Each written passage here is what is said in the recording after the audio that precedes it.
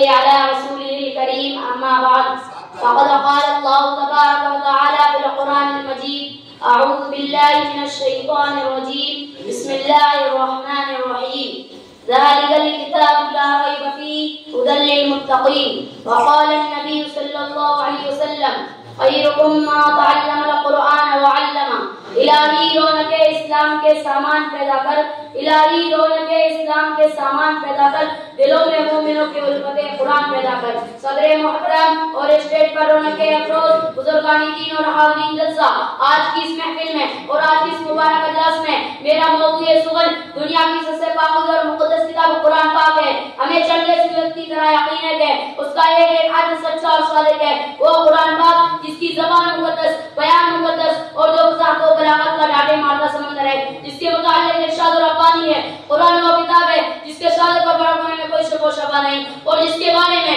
محسن انسانیت حضور پاک صلی اللہ علیہ وسلم نے یہ ارشاد فرمایا کہ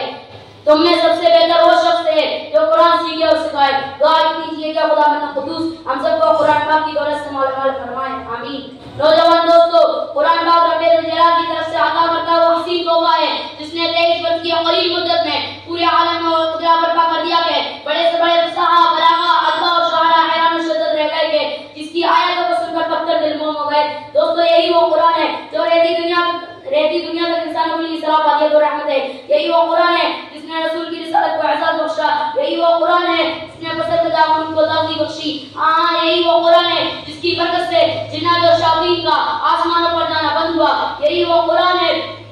جس کی برکت سے عزت اور رفعت کے شامنے نکل گئے یہی وہ قرآن ہے جس کی بدولت عمر فاروق رضی اللہ عنہ کو ایمان نصیب ہوا یہی وہ قرآن ہے جس کی نظیر پیش کرنے سے ساری دنیا عجز و وقت سے رہی یہی وہ قرآن ہے جس کا مطلب پیش کرنے سے عرب کے فصیح و بلیغ زبان دانی کا وعدہ کرنے والوں نے گھٹنے ٹیک دیے یہی وہ قرآن ہے جس نے ضلالت و گمراہی کی دلدل میں پھنسی انسانیت کو رشد و ہدایت کا پیغام سنایا محترم حضرات آج کے اس نازک دور میں حفظ کلام پاک کو فضول سمجھا جاتا ہے اس کے الفاظ رٹنے کو حماقت بتایا جاتا ہے کہا جاتا ہے کہ اس کا رٹنا اور بے سمجھے پڑھنا بے سود ہے افسوس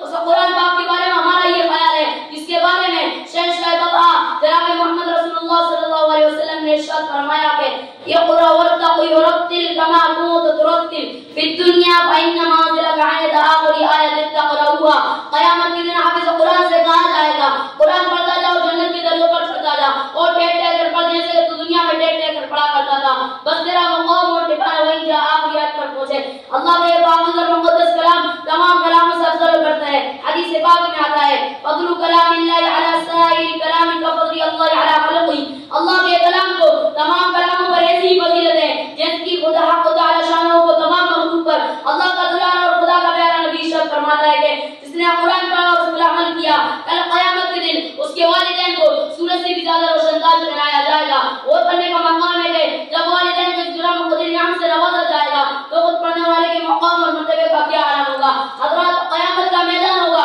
اور ایسے 10 آدمی جن کے لیے جان والی ہو چکی ہوگی حافظ قرآن اپنے رب کی بارگاہ میں سفارش کرے گا پروردگار عالم اس کی سفارش قبول کرے گا اور ان کو حافظ قرآن کی برکت سے نجات عطا ہوگی مسلمانوں قرآن غریب و عظیم برکت اور سعادت ہے جو روح عقدہ بندی ہے معدن حیات اور سرچشمہ زندگی ہے وہ عرب قوم جو پشتا پشت سے مردہ چلی آ رہی تھی دنیا جس کو ذریع رحقی جاتی تھی کوئی ان اونٹ کی مینگنس کھیلنا والا سمجھتا کوئی ان کو جاہلی مکہ سمجھتا کوئی ان کو چہرے عربی کا خطاب دیتا لیکن جب قرآن آیا تو جن کا نام چہرے عربی تھا صحابہ اکرام ہو گیا جن کو نفرت سے یاد کیا جاتا تھا ان کو رضی اللہ عنہ و رضوان کا احساس ملا جس زمانے کا نام جاہلیت تھا اس کا نام خلیل القرون ہو گیا وہ مردہ قوم جو کروٹ نہیں لے سکتی تھی طاقت و قوت سے ایسی لیس ہو گئی جس نے قصر و قطرہ کا گروہ خاک میں ملا دیا بڑی سے بڑی سلطنت اور حکومتوں پر تختہ الٹ دیا مگر افسوس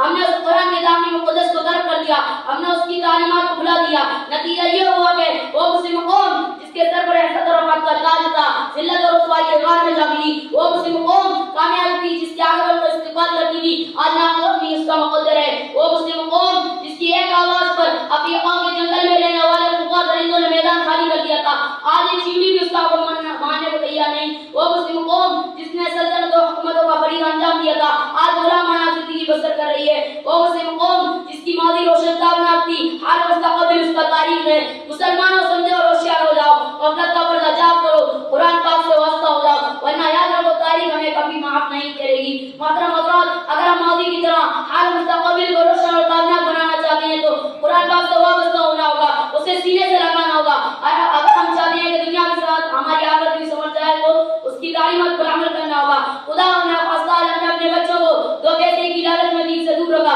اور ہماری نظر آخری نعمتوں کے بجائے دنیا بھی ڈگریوں پر رہی، تو یاد رکھیں خدا کے یہاں جواب دینا ہوگا۔ اسی بات پر میں اپنی تقریر کو ختم کرنا چاہتا ہوں۔ دعا کیجیے کہ خدا بند قدوس ہم سب کو قرآن پاک سیکھنے سکھانے اور اس پر عمل کرنے کی توفیق نصیب فرمائے، آمین۔ ایک شعر کے ساتھ میں اپنی تقریر کو ختم کرنا چاہتا ہوں۔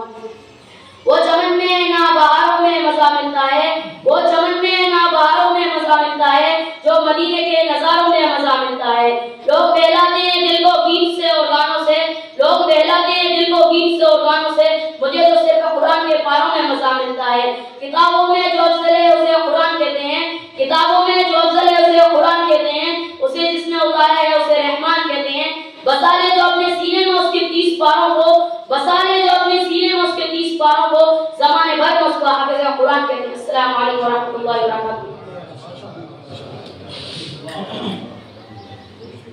ماشاءاللہ یہ بات کرے کہ ماشاءاللہ طالب علم تھے عبیس، اللہ اور وزیاست مزید ترقیات سے نوازے اور عالم و عمل بنائے۔